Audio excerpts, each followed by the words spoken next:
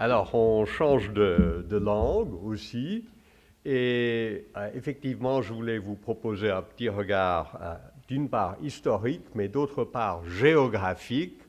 Je voulais parler de l'expérience des Suisses comme émigrants. Parce que les Suisses eux-mêmes oublient très volontiers leur longue expérience de l'émigration. Ça remonte très loin. Si vous attendez le tram à la place Bel-Air, sur le pont de Lille, prenez le temps de lire la plaque qui se trouve sur le mur de la tour de Lille.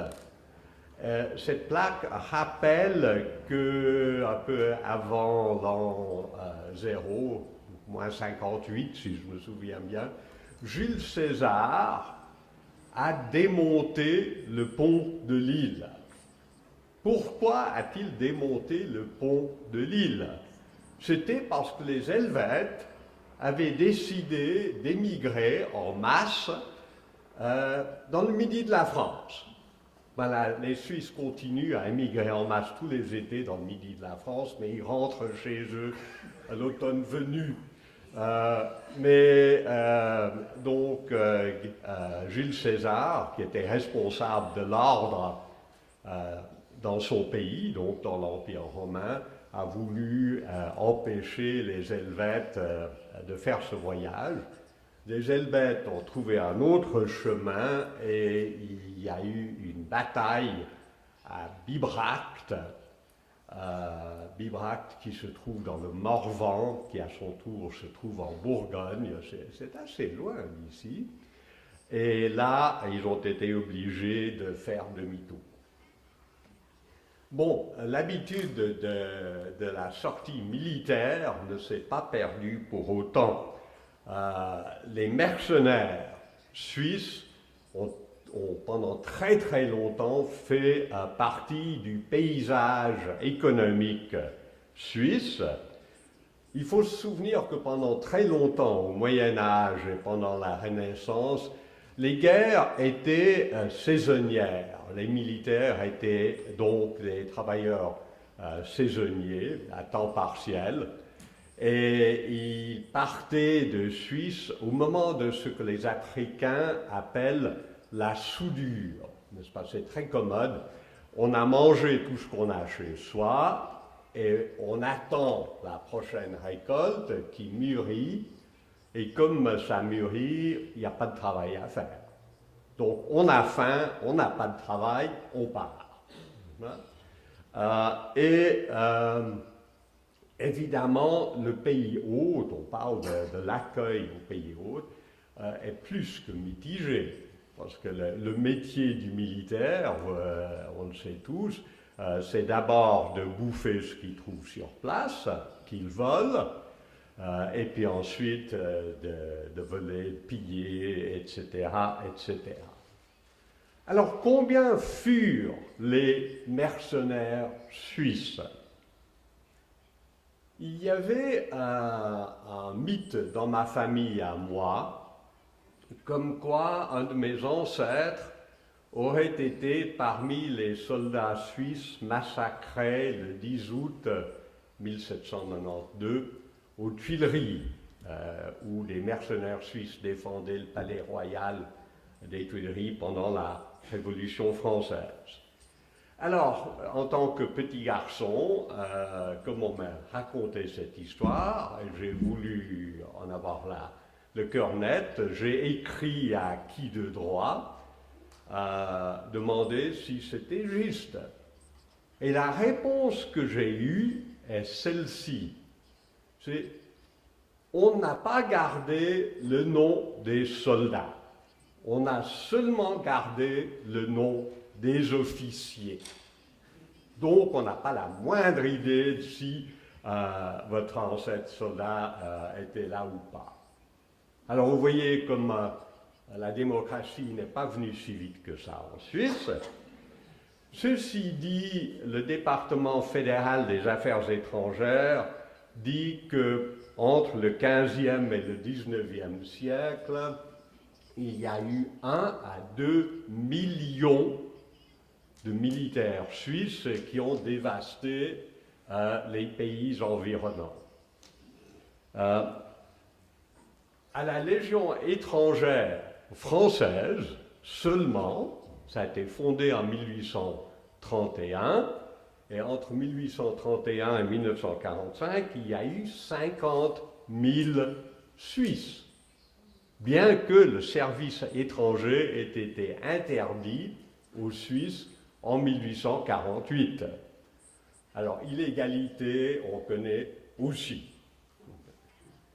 Alors, la Suisse a connu aussi ses réfugiés religieux et politiques. Et je ne prends qu'un seul exemple, mais un exemple tout à fait genevois et que vous connaissez tous, c'est Jean-Jacques Rousseau. Au XVIIIe siècle, Jean-Jacques Rousseau, adolescent, quitte Genève pour aller habiter en France voisine. De nouveau, il n'était ni le premier ni le dernier des Genevois à aller habiter en France voisine.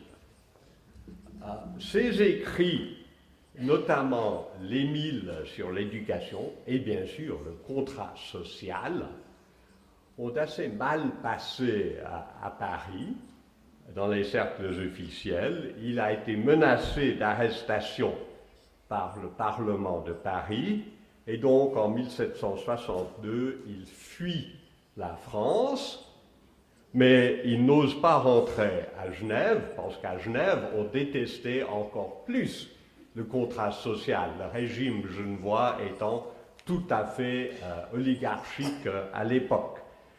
Alors, il part à Yverdon, qui était à Berne à l'époque, et Berne était un État. Mais Berne n'apprécie pas son progressisme non plus, il expulse. Alors il part à Neuchâtel, encore un autre pays à l'époque, et à Neuchâtel, les autorités l'acceptent sans problème, mais le pasteur ne l'aime pas. Et le pasteur monte la paroisse contre lui, et la paroisse le chasse physiquement, et il retourne en France. Et j'arrête là, mais l'histoire continue. Mais c'est pour dire que réfugiés politiques, on en a eu.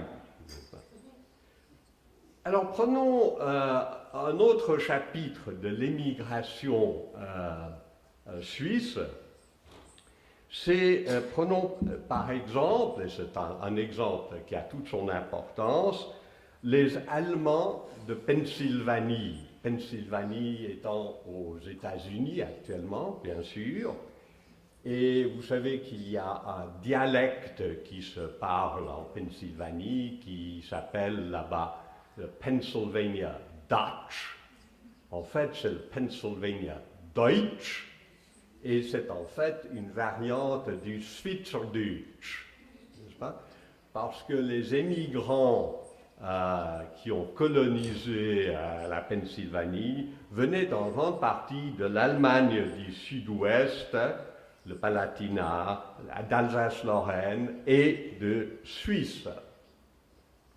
Et on peut citer parmi eux notamment un groupe religieux qui est très connu pour son pittoresque, etc., les Amish. Les Amish sont des anabaptistes.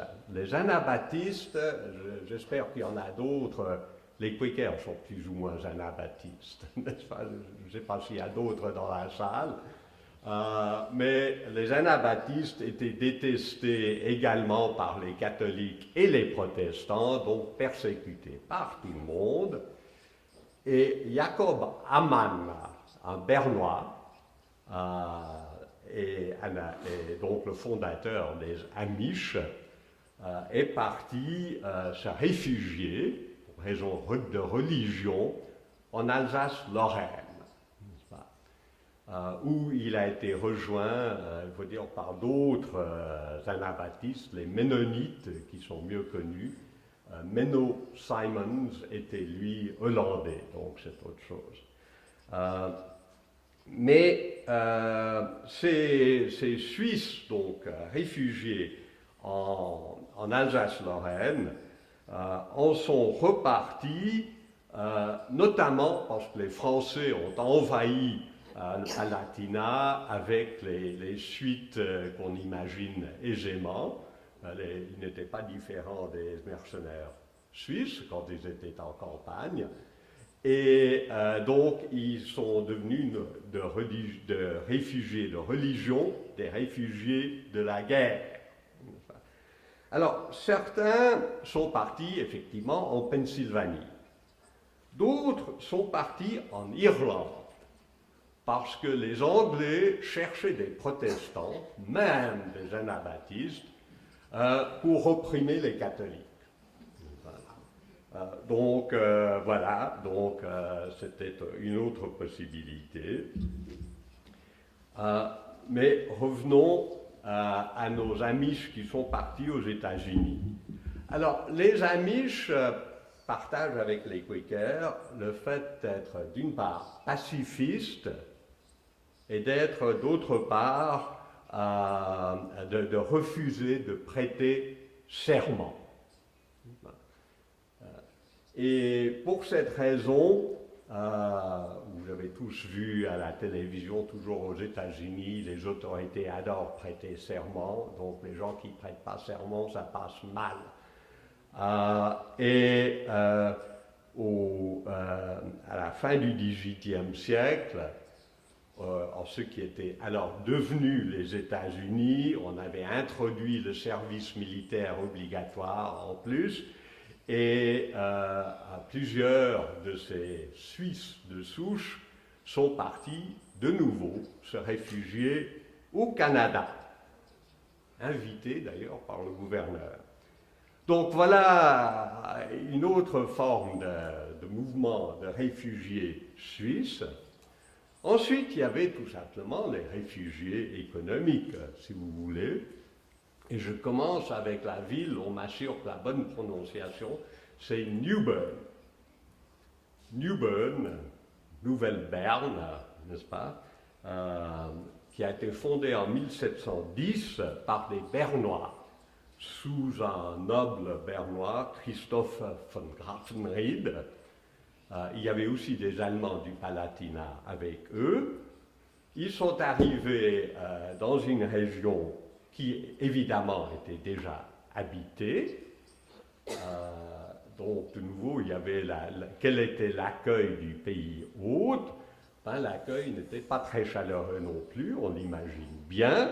Et il y a eu une guerre pendant 4 ans de ces réfugiés suisses contre les Tuscarora, 1711 à 1715, que les Indiens ont perdu. Bon, alors il y a beaucoup d'autres colonies suisses aux États-Unis. Il y a 26 Bernes, il y a un New Glarus, il y a 16 Lucerne, un Grutli, un Vevey, et j'en passe. Mais en tout cas, pendant la période des années 1880, 82 000 Suisses sont partis aux États-Unis. Dans la catégorie des réfugiés économiques, il y avait ceux qui ont été carrément chassés de Suisse, n'est-ce pas? Et on parle, et c'est très bien, assez souvent d'une ville au Brésil, Nova Friburgo. Il y en a qui le connaissent. Alors, Nova Friburgo fut fondée en 1818 par, évidemment, des fribourgeois, accompagnés surtout d'autres catholiques, des Jurassiens, des Valaisans, mais aussi quelques Vaudois.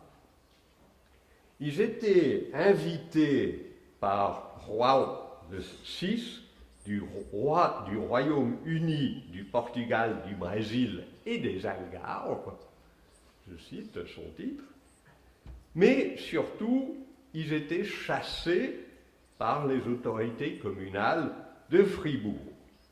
Et comme a dit un observateur de l'époque, sûrement un affreux gauchiste, en 1819, Fribourg s'est débarrassé de ses pauvres et c'était une quasi-déportation. Vous voyez, c'est comme ça que les Suisses partaient souvent. Alors, les causes de ces émigrations du 19e, d'abord, il y a les réfugiés environnementaux. On connaît ça aussi, parce que 1816-17, n'est-ce pas, Nova Friburgo, c'est 1818, hein, n'est-ce pas, donc c'est cette période-là, il y avait la disette, partout en Europe d'ailleurs. Pourquoi est-ce qu'il y avait la disette? On le sait maintenant, mais les Européens ne le savaient pas à l'époque. Il y avait un volcan en Indonésie, dont le nom, je le retrouverai dans un moment, Tambora, voilà. Le volcan de Tambora avait fait éruption en 1815 et avait répandu sur tout le globe un nuage de poussière qui a rendu partout, et notamment en Europe, beaucoup plus froid et bien sûr moins de soleil, etc. Donc les récoltes étaient mauvaises, donc les gens avaient faim et voilà.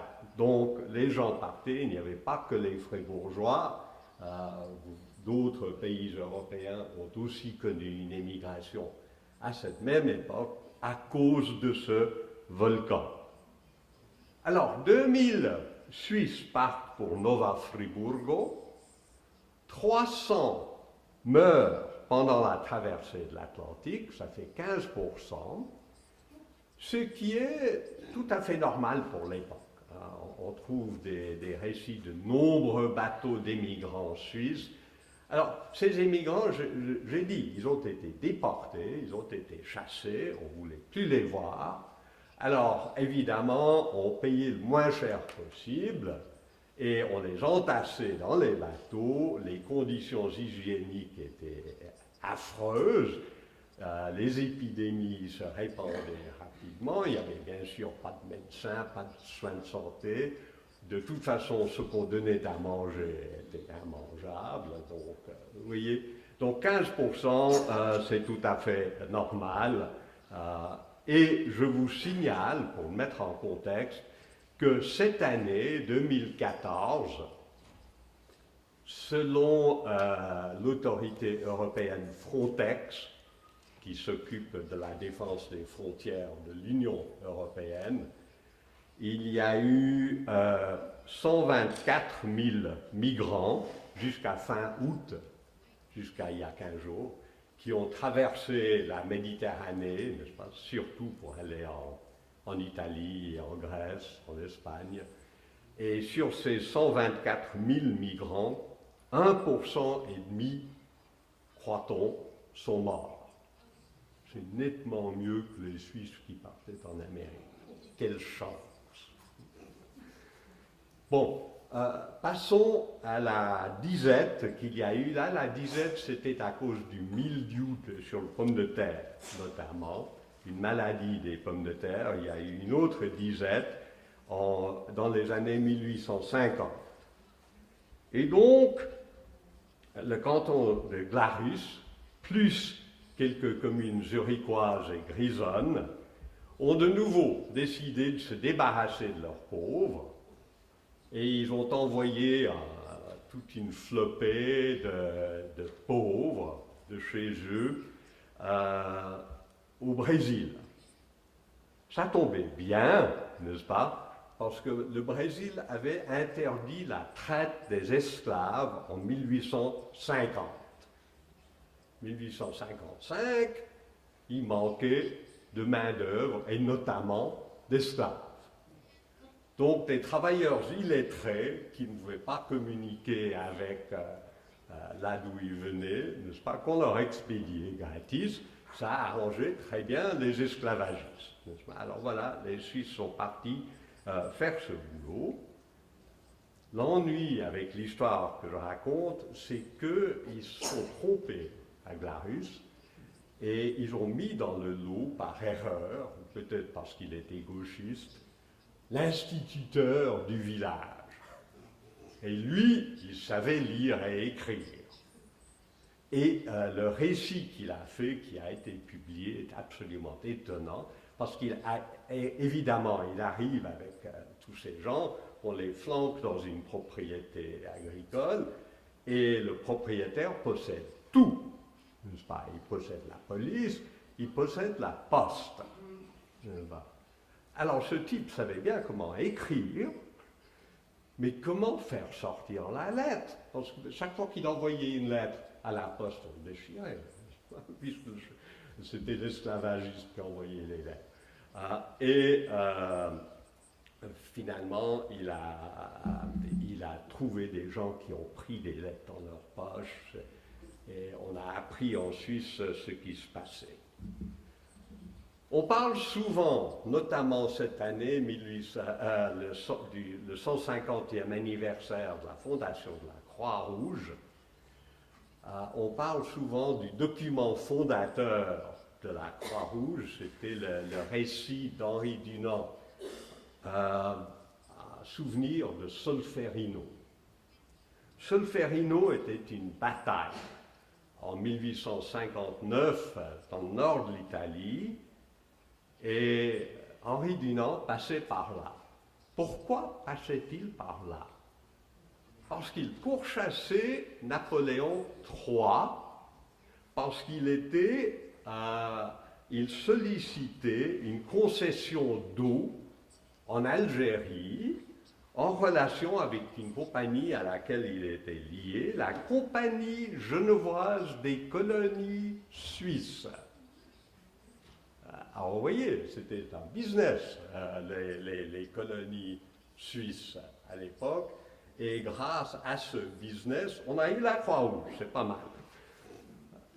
Alors, en 1880-85, j'ai cité le chiffre pour les États-Unis, il y a eu une autre flambée d'émigration, mais des migrants qui étaient nettement mieux lotis. Ils pouvaient se payer à manger sur le bateau, par exemple, donc ils mouraient moins, ils étaient plus libres, ils avaient plus de choix.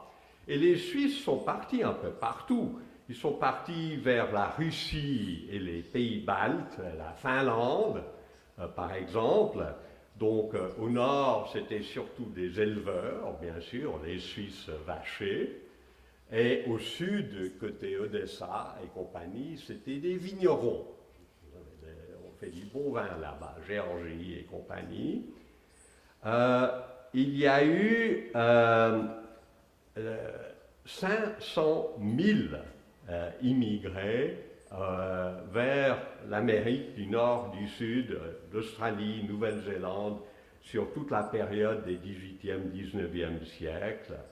Et bien sûr, également dans les pays voisins, la France, l'Allemagne, où il y a eu aussi vignerons, fromagers, travailleurs industriels, précepteurs, gouvernants, donc des métiers qui exigent un peu de formation. Le compagnon d'une de mes cousines est tessinois. Il habite un ravissant bâtiment qui s'appelle un palais, une très jolie villa qui est du XVIIe, XVIIIe siècle, parce que pendant une très longue période, les Tessinois se constituaient en équipe complète. Donc il y avait architectes, maçons, stucateurs, peintres, charpentiers, et ils partaient en business ambulant, si vous voulez, notamment en Italie du Nord, mais aussi plus loin, jusqu'à Saint-Pétersbourg, n'est-ce pas? Construire ce qu'on leur demandait de construire. Et puis quand ils rentraient, parce qu'il n'y avait pas de travail, c'était l'hiver, qu'est-ce qu'ils ont fait? Ils ont construit comme ils ont appris à l'étranger, chez eux. Et ça a fait de très jolies maisons. Ils ont appris à faire les jolies maisons chez les voisins, bien sûr. Donc ils sont revenus avec des connaissances et des bonnes idées. Je cite un autre cas un peu pittoresque. Vous connaissez le lac de Joux, là-haut, où il fait très froid l'hiver. Je ne sais pas si vous allez vous patiner là-haut. Mais au XIXe siècle, on exportait la glace du lac de Joux à Paris. Alors on découpait la glace et on l'envoyait à Paris. Et donc il y a toute une communauté de gens de la vallée qui habitent Paris parce qu'ils sont allés s'installer pour réceptionner la glace. Alors, je vais terminer juste avec une lettre que on m'a remis, un de mes cousins m'a remis lundi, d'un de ses ancêtres, de Vevey, qui un jour, il descend au marché à Vevey, on ne le voit plus, disparu, n'est-ce pas? 6 mois plus tard, il envoie une lettre depuis l'Argentine, n'est-ce pas? Parce que, en fait, c'était pour ça qu'il était parti. Sa femme était morte, il avait 2 petites filles, mais dont les grands-parents s'occupaient, donc ils savaient que les enfants il n'y avait pas de souci. Et une fois établi en Argentine, en 1868, il écrit, en fait, pour encourager tous ses frères, sœurs, cousins et autres à venir le rejoindre. Phénomène très connu parmi les émigrants de tout temps, n'est-ce pas? Donc ça s'est bien passé en Argentine. Et cette lettre est extrêmement intéressante. D'abord, il n'était pas complètement pauvre. C'est peut-être pas comme les paumés de Glarus ou de Fribourg. Il avait le moyen de se payer de la viande 2 fois par jour sur le bateau. C'est déjà pas mal. Et il explique pourquoi il est parti. Il est parti parce qu'il cherchait à mieux gagner sa vie. Et il dit, dès que j'aurai réussi à me constituer un métier, je vais faire venir mes enfants, et puis les autres. Et puis effectivement, quelques mois plus tard déjà, les enfants sont partis rejoindre leur père. Donc ça a marché. Autre élément qu'on connaît bien et que Anne Koubaï a évoqué, il tenait en Argentine à rester parmi les Vaudois. Il était Vaudois du canton de Vaud. Et on lui proposait de partir dans une colonie où il y avait beaucoup d'Italiens. C'est quoi ces Italiens? Et puis quand on regarde son arbre généalogique, pendant des générations, ce sont des noms de Vaudois qui se mariaient les uns avec les autres en Argentine. Et, pour revenir un petit peu en arrière, il dit dans sa lettre, n'est-ce pas, il dit, pour les Indiens, on n'en parle pas chez nous, ils sont refoulés plus loin. Donc les habitudes ne se sont pas perdues. Hein. Ça continue. Alors voilà. Je crois que je vais m'arrêter là avec cette petite illustration du phénomène universel et intemporel, comme a dit Anne au début, de l'émigration. Mais dire qu'il ne faut pas oublier que les Suisses ont aussi été, et d'ailleurs sont encore, émigrants, parce que j'ai oublié de dire, c'est mon dernier chiffre, qu'il y a actuellement 750 000 Suisses recensés qui habitent à l'étranger.